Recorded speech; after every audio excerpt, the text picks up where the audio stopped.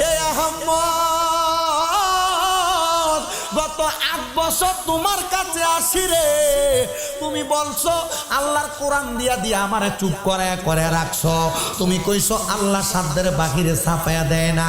আহমদ রে, তোমার কাছে আমি একটা কথা বলতে চাই, আমার তো কোনো কামাই রুজি নাই, কোনো সম্পদ নাই, আমি কি কাজ করব আমি এটা চিন্তা করে পাই না। অনেকে এই কথা চিন্তা করে আর সিগারেট টানে, এমন অবস্থা হয়, কথা কন্যা ঠিক কিনা? আরে না, যদি রিক্সা চালানো হয় রাস্তার মধ্যে শুধু কোন রকম আমরা বেচা শশা বেচা হোক, এটা হালাল কাম, শরমাই বানা কাজে লাইমা যাইবা। মনে রাখবা, দুনিয়ার জমিনে বহু সরকারি চাকরিজীবীর থেকে রাস্তার ভিতরে যারা হকারি করে ব্যবসা করে তার বেতন বেশি। ঠিক আছে, এখন আমরা বেঁচে গেলাম কত ফান, হুজুর মিনিমাম 800-900 খায়।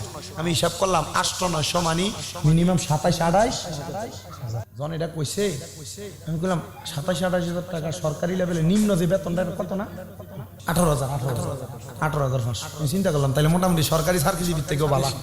এবং এটা হালাল, এটা কি হালাল, আর সার্কিল হয়েছে ঘুষ দিয়া। যেটা হারাম দিয়ে শুরু এটা সবই হারাম, মাছ কথা কয় না, ঠিক না? যেটা হারাম দিয়ে শুরু এটা সবই। তো তাহলে আর থেকে ভালো শশা বেচা রাস্তা ভালো না, বুট বেচা বাদাম বেচা ভালো না, রিক্সা চালানি ভালো না? আল্লাহ কবুল করো, কন্যা আমিন। আহম্মদের ডাক দিয়া কই, আহম্মদ আপনার কাছে জানতে চাই গো, আপনি বলেন না, আপনি বলেন না, তাহলে আমি কোন কর্ম করব? এবার হুজুর ডাক দিয়া কয়, আমি যেই কর্ম তোমার সাজেস্ট করব, যেই কর্মের কথা বলবো তুমি করবা। বলে হ্যাঁ করব। হুজুর বলে, আমি এমন কোন কর্মের কথা বলি নাই, আমি তার কাছে বললাম তুমি কয়েকটা কর্মের কথা বলো, আমি কাগজে লিখি। উনি বলেন, আমি লিখলাম এই কাজ ওই কাজ ওই কাজ, সব কাজ লিখলাম।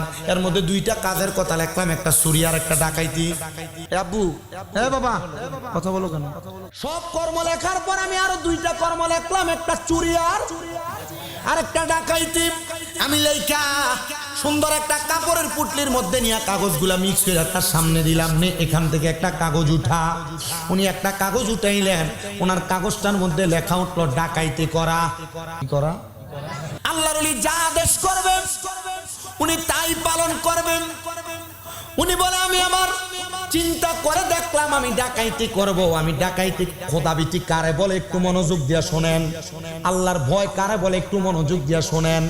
যদি কোনো মানুষের সামনে কোটি টাকাও পড়ে থাকে, ভিতরে যদি আল্লাহ তাআলার ভয়ও থাকে, ওই মানুষটা কোটি টাকার মধ্যে তার হাতের স্পর্শ লাগাবে না। এটা কারণ খোদাবিতি, এটা আল্লাহ তাআলার ভয়।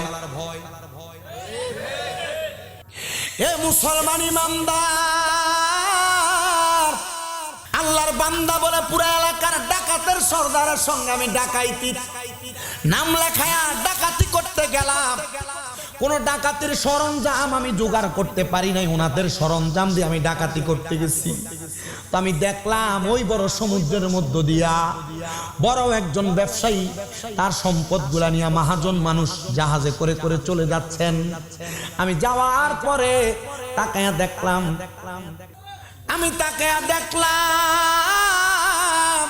ওনারা ডাকাতির মাল সামান গুলা নেওয়ার জন্য ওই ব্যবসায়ীর নৌকার সাথে তাদের নৌকাটা একসাথে লাগায়া পুরা নৌকার মধ্যে তল্লাশি করে পুরা নৌকার মানুষ একসাথে করে ফেলছে।